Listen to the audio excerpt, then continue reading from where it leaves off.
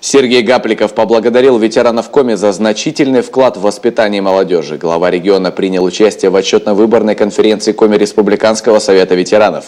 По ее итогам переизбрали руководящий состав. Возглавил движение Александр Пасечник, сменивший на этом посту ныне мэра Усинска Станислава Хахалкина. Также активисты движения рассказали о проведенной за последние 4 года работе, обсудили актуальные проблемы и определились с планами на ближайшую перспективу. Евгений Ракин продолжит.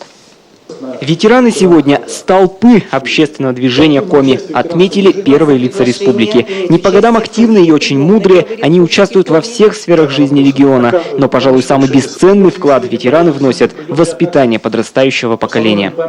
Ваш опыт, ваши знания, ваша неуспокоенность, она добавляет уверенности в том, что и мы не уснем на своих местах и будем делать все необходимое для того, чтобы лучше и качественнее было жить в республике. Я хочу вас искренне поблагодарить за тот самоотверженный труд, за ту позицию и за те ваши жизненные устремления, которые сегодня вы демонстрируете и которые вы неустанно проповедуете.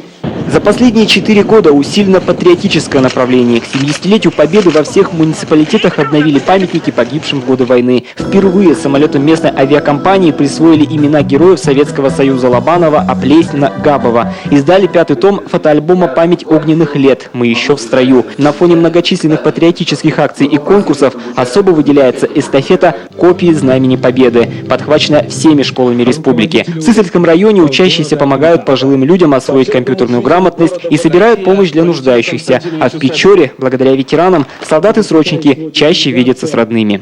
Мы приглашаем солдат воинской части, и они по скайпу со своими родными общаются. А мы рассказываем о ветеранах Великой Отечественной войны Печоры и именно о улицах, которые носят имена героев Советского Союза, Олега Кошевого. Рассказываем. Благотворительный марафон «Мы наследники Великой Победы» – еще один положительный пример заботы о ветеранах. Только в этом году удалось собрать свыше 9 миллионов рублей. В рамках этой поддержки с 2010 года капитально отремонтировано 242 квартиры для пожилых. И эта работа продолжается. Впрочем, нерешенных проблем еще много. Рост цен и тарифов ЖКХ, низкое качество медицинского обслуживания, вопросы лекарственного обеспечения. Перестают бесплатно давать периодическую печать для активистов-ветеранов. Мы считаем, что это мизерная сумма идет, которая вот для поощрения их работы, ведь вся работа делается на низах, это председателями, членами советов, президиумом, и нам легче было бы, когда мы даем вот такую подписку, они десятикратно возвращают, работая.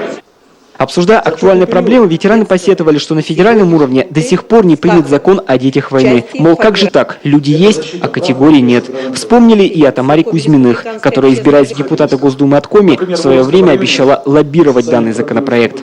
Наш депутат Государственной Думы пообещала нам с вами, взбудоражила весь ветеранский актив и всех вас, что вот я пойду и сделаю вам этот закон.